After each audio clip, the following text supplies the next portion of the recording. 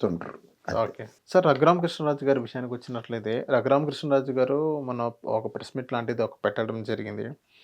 ఎవరైతే నా గుండెల మీద కూర్చొని నన్ను తన్నాడో, ఎస్, నా గుండెల మీద కూర్చొని నన్ను తన్నాడో, నన్ను తన్నేటప్పుడు నేను చూసాను కొంచెం ఇలా జారింది.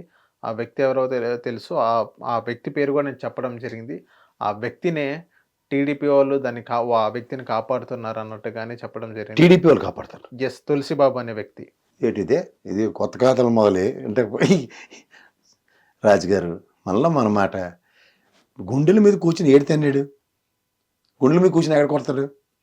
గుండెల మీద బాధారు అన్నట్టు. గుండెల మీద కూర్చున్నాడు, ఎక్కడ కొడతాడు? గుండెల మీద కొట్టారు అన్నట్టుగానే. గుండెల మీద కూర్చుంటే ఎక్కడ కొడతాడు అంటున్నాను. First logic. రెండోది, నాకు తెలియకపోతే కోర్టు పోయినప్పుడు మీరు ఏడు చేశారు సార్, మీకు బెయిల్ ఇచ్చారు కదా, కొట్టారని చెప్పి బెయిల్ తీసుకోండి, లేకపోతే కొట్టలేదని బెయిల్ తీసుకోరు. ఏంటి పెట్టగలరు రోజును? పోలీసులు కొట్టారు, 5 ఏళ్ళు ప్రాణాలు తినేశారు. ఇప్పుడు తర్వాత ఈ 5 ఏళ్ళు కొత్త ప్రభుత్వం రాగానే ఎవడో తులసిబాబు గారు కొట్టాడు, తాతారావు కొట్టాడు, మొన్నారావు కొట్టాడు అనుకోండి. మాకే ఆవిడ ఎందుకు కొడతారు? పోలీసు వాళ్ళు అయినా వాళ్ళకి చేత కాకపోతే ఎవరన్నా పిలిచి మరి కొడతారు ఎవరన్నా? లేదంటే నిన్ను జైల్లో పెట్టారు కాబట్టి అల్లాడికి కక్ష ఉందట, అది ఫోన్ చేస్తారు, ఇప్పుడు ఇది రెడీగా ఉన్నాడు, రండి వైపీకి వెళ్ళండి అని ఆయన పోలీసులు ఫోన్ చేసి అందరినీ పిలిచి కొట్టిస్తారా?